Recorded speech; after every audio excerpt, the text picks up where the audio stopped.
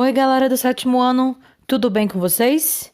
Espero que todos estejam aí prontos para mais uma nova aula.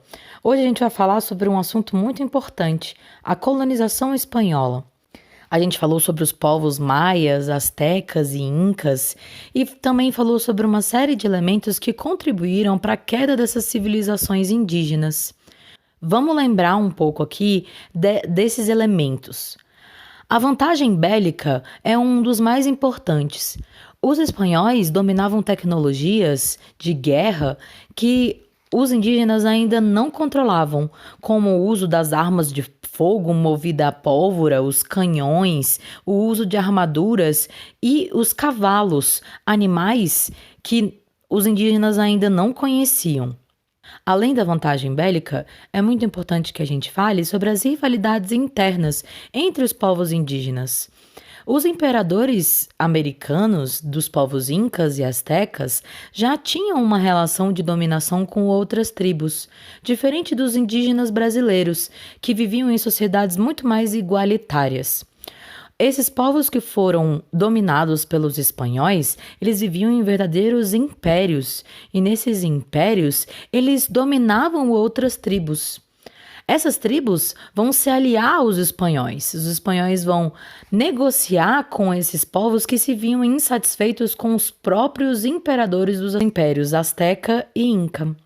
Então, esses povos que eram obrigados a pagar impostos muito altos para os seus governantes, agora vão ver nos espanhóis uma alternativa para se livrar dessa dominação, coisa que não vai se concretizar na realidade.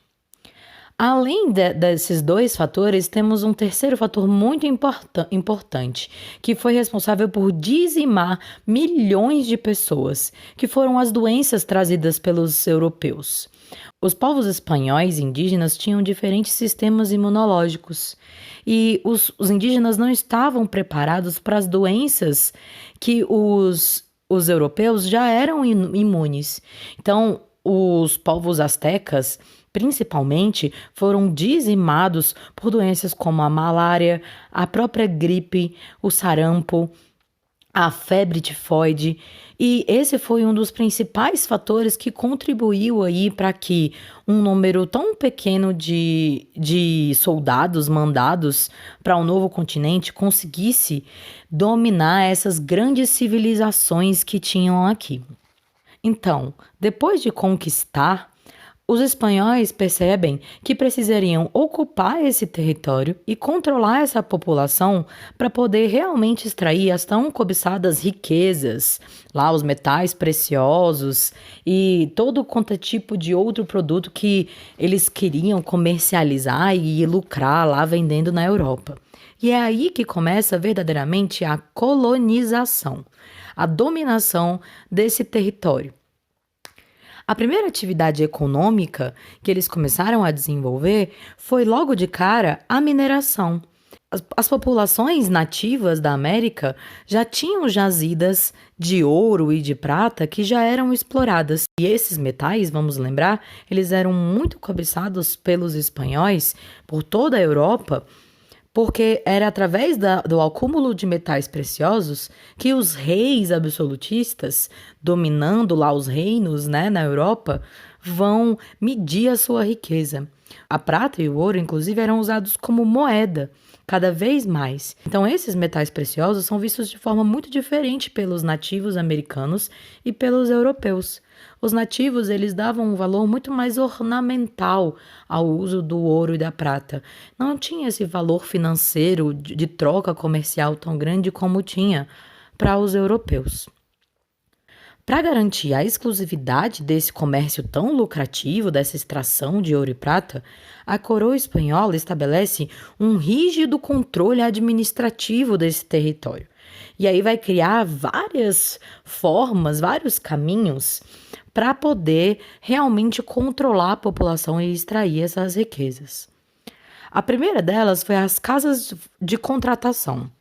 Eram órgãos instalados no território americano que eram responsáveis por organizar e fiscalizar o comércio entre a colônia e a metrópole. Então, eles fiscalizavam, por exemplo, a imigração, a vinda de pessoas e a própria navegação, o transporte de produtos da colônia para a metrópole, para a Espanha. Então, além das casas de contratação, a gente tinha o Conselho Supremo das Índias. Era uma espécie de tribunal responsável por fiscalizar funcionários e manter a ordem entre os colonos. Então, eles aplicavam leis e tentavam fiscalizar a ação das pessoas que trabalhavam para garantir que as riquezas realmente conseguissem chegar lá ao rei espanhol. Além disso, talvez a medida mais importante tenha sido o sistema de portos únicos. Apenas portos autorizados podiam mandar e receber produtos coloniais. Esse sistema foi fundamental para o estabelecimento do Pacto Colonial. O Pacto Colonial, gente, é muito importante a gente entender o que é, porque é através dele que as riquezas vão chegar até a Europa, vinda das colônias, e fazer a colonização valer realmente a pena. A metrópole obriga a colônia a fazer um comércio exclusivo, ou seja, a colônia só pode vender produtos para a sua metrópole e só pode comprar produtos de lá também, fazendo com que aí o comércio fique realmente bastante restrito para quem mora aqui nas colônias da América. As principais jazidas exploradas aí pelos espanhóis foram Potosí, que fica no atual Peru, e Zacatecas, no atual México, de onde tiraram toneladas de prata e ouro que inundaram o comércio europeu. A coroa distribuía lotes para fidalgos, membros importantes ali da sua zona de influência, que podiam investir na colônia, um investimento muito caro. Em troca, esses importantes administradores vão pagar impostos para o seu rei. Mas quem trabalhava? Quem realmente tirava o ouro e a prata da terra? Os espanhóis vão logo começar a utilizar a mão de obra indígena, ou seja, são esses povos dominados, os astecas, incas, que vão entrar dentro de um regime de trabalho forçado muito opressor.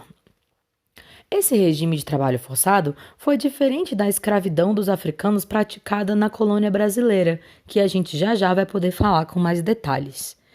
Nas colônias espanholas foram usados dois tipos de regime de trabalho forçado, que é a mita e a encomienda.